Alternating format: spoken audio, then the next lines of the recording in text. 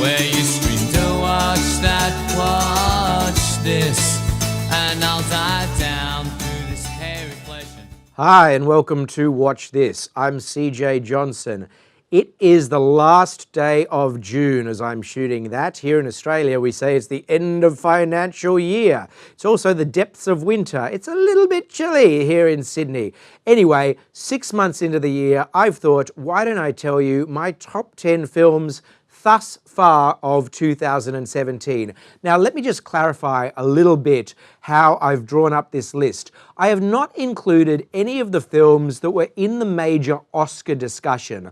So even though there are films that have been released in cinemas in Australia and Europe and the United States and Canada, etc., during 2017, such as Manchester by the Sea or Tony Erdmann, really good films, I haven't included those films because we've heard them talked about, and indeed I have talked about them already in my Oscars preview and Oscars wrap-up episodes of Watch This, which you can find on skippy.tv. So basically, it's all the films of 2017 that have been released into the cinemas, at least in the Western world, post the Oscars, so kind of post-February. So, also, you should know that there are a bunch of films that I have already seen, for example, at the Sydney Film Festival, that haven't been released around the world in a major way yet, which I'm pretty sure will enter in the second half of the year. Films such as The Square, which won the Palme d'Or at Cannes, or Michael Haneke's new film Happy End. They're both terrific films, but they are as yet unreleased in general release around the world. So here we go. These films essentially have been released in cinemas, I guess you'd say in the Western world, thus far in 2017. CJ's Top 10. All right, so let's go then. My top 10 thus far of 2017, starting at number 10, Ghost in the Shell. This was, of course, the big budget adaptation of the very popular manga and anime. It didn't do that well, actually, but I liked it. The mood, the visuals, the style, and the performances are utterly compelling, and in an age of CGI marvels, managed to feel original and grown up. Scarlett Johansson in the lead there, along with Pillow Aspect and Beat Takeshi Kitano. I'm going in.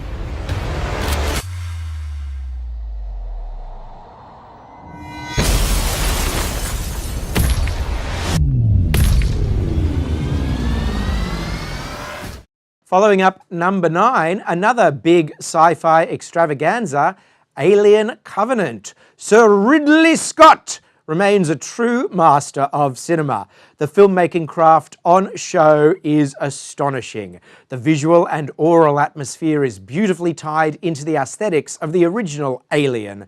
And the creatures, although almost certainly CGI, are stirringly evocative of the animatronic practical monsters from 1979. Likewise, there are many moments that evoke the first film without replicating it. Whether Sir Ridley refers to these as callbacks or not, a lot of people will, and they're good ones. There also seems to be about 4 or 5 in-jokes that perhaps I didn't get and might not have been supposed to. Is the musical The Phantom of the Opera name-checked because, say, Scott and Sir Lloyd Webber are mates and Sir Ridley thought it would be good for a giggle at the premiere?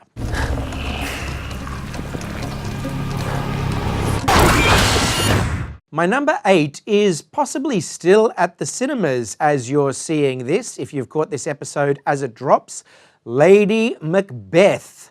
It's a low-budget adaptation of a Russian novella from 1865, and it's done in period but on a budget, and that's what gives the film its real energy. It's that same crackling zip that ran through Clerks, Primer, Paranormal Activity, and other high-achieving, ultra-low-budget labours of love and ambition. Necessity really can be a mother of invention, and Lady Macbeth is inventive indeed. Crisp, thrilling, sometimes very funny, and sharp as milk thistle. Unburdened by political correctness thanks to its source material, it offers a villainess who is totally willing to take us with her as far as our consciences allow, and then keep going. In a fresh 89 minutes, we get a whopper of a tale. I like the fresh air. I like being outside. Take it off. Your nightdress, take it off. Face the wall. Face the wall! Now, normally I have a lot of feature-length documentaries on my list, but this year so far there's only one feature-length doco on my top 10 list. This is so far, and that is Risk. Citizen 4 was Laura Poitras's immediate revelation. Her camera was rolling in Edward Snowden's Hong Kong hotel room as his whistle blew, and the world wondered who the hell he was. While this new one, Risk, is her epic, spanning a shooting period from 2010 to, well, perhaps last week. Like so many political documentaries right now, there doesn't seem to be an appropriate moment to end on except to cut to a black screen with updated white text and let you rush out to plan your child's safety. There's actually an astonishing moment where the two films directly intersect, where Assange watches the Snowden affair blow up on television, and then we cut to the interior of Snowden's hotel room from Citizen 4. And that cements Poitras's unbelievable abilities as a global witness. Oh, hello. Can I please speak to Hillary Clinton? I'm calling from the office of Julian Assange. This is an emergency. There's only one Australian feature film on my list thus far. That might change in the second half of the year. Hounds of Love by Ben Young. And if you want to see an interview with Ben Young, that's available on skippy.tv. Just as Justin Kurzel did with Snowtown, Young has taken a tired genre, in this case it's the female in captivity movie, and given it enormous life by applying intelligence, depth of character, and just a damned fine script. Hounds of Love is not as everything as Snowtown, not as disturbing, not as bloody, not as brilliant, but it is another inspired and noble entry in Australian cinema's rich ledger of suburban nightmares. In films like these, the villains wear thongs and people get hurt while the sun brilliantly shines. I think she's prettier than me. There's not a woman between here and Timbuktu that's got even half of what you got. You're my queen. One film that I have carried over from the Oscars into this year is 20th Century Women. And the reason I've done that is that its release in Australia was so many months after the Oscars that I decided it really had to fall into the 2017 catch-all. It's also really funny. I laughed out loud a lot at some of the best lines this year. The humour flows organically from the situation and from the truth of the characters. Nothing feels forced, no emotions are coerced. Everything feels genuine, artistic and pure. And the performances are fantastic. Much has already been said about Annette Bening's excellent multifaceted portrayal, but Greta Gerwig and Elle Fanning both give career bests. Men always feel like they have to fix things for women, or they're not doing anything. Just be there. Somehow that's hard for all of you. Well, I'm not all men. Okay, I'm just me. Well, yes and no. I have one sequel on my list, and it's a doozy. It's Danny Boyle's sequel to Trainspotting, T2 Trainspotting. This film is just terrific, so wonderful, and it's hysterically funny. There's this set piece about halfway through involving a bit of robbery that's just a masterpiece of building, rolling, cascading comic storytelling. It combines visual, oral, narrative, meta, scenic, verbal, physical, and intellectual gags, and it's told just with absolute precision. Boyle has lost none, not a single jot, of his wild, stylistic imagination. He deploys dreamscapes, visual metaphors, unbelievably perfect snatches of song, different stocks and grains, miniature cameras, human-scale VFX, and plenty of footage from the original film that ties them together perfectly in tone, structure, style, and feel. Trainspotting inspired a million imitators, but there's never been a film that captured its unique energy until this one. Choose life. Choose Facebook, Twitter, Instagram, and hope that someone, somewhere cares. Missed you, mate. I missed you too, Spud. Choose looking up old flames, wishing you'd done it all differently. Do you still take heroin? No. A film that I am pretty sure is going to end up on the top 10 of the whole year, and probably on the top 10 of many critics for 2017, is Get Out. This is Jordan Peele's debut feature film. It's a horror film without gore or jump scares. It's a treatise on casual racism in America without being didactic or pointedly accusatory, and it's an intelligent and intense social satire without, or with very few, actual jokes. It feels closest in our immediate culture to an excellent American episode of Black Mirror with a very American theme. Genres don't so much collide as smoothly intertwine, copulate even.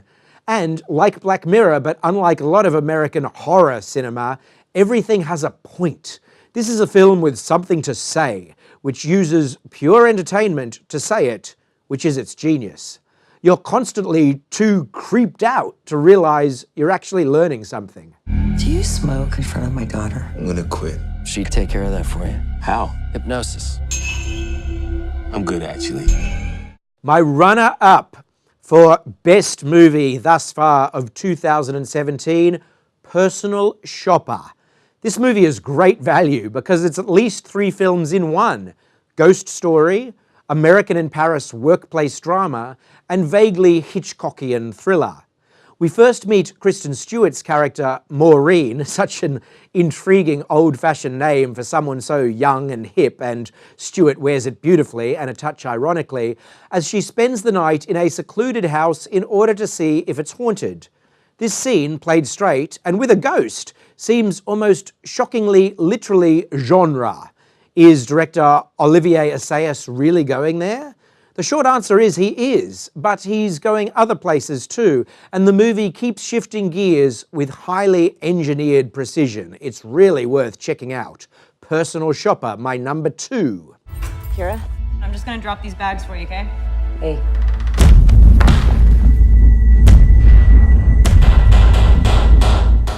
Alrighty, sound the trumpets, drum roll please.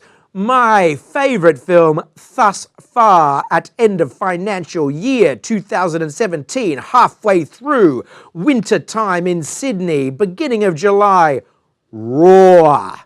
Within its perverse take on coming of age, Raw examines peer pressure, burgeoning sexuality, academic tradition, accepted modes of living and social acceptance, while also being a mesmerizing, totally compelling, and yes, really grisly thrill ride. It's high-octane, thrilling, compelling stuff that had me transfixed and excited. Director Julia Ducournau goes all out with her imagery and use of a fantastically creepy score by Jim Williams, who scored Ben Wheatley's Kill List, Sightseers, and A Field in England. She creates visual moments that immediately brand themselves onto your psyche, and sequences that are simply unforgettable. The story, as it unfurls, simultaneously bears a sense of inevitability, but is also constantly surprising and packs a supremely satisfying climax. Now, it's not for the faint-hearted, there's no doubt about that, but so far the best film of the year is Raw.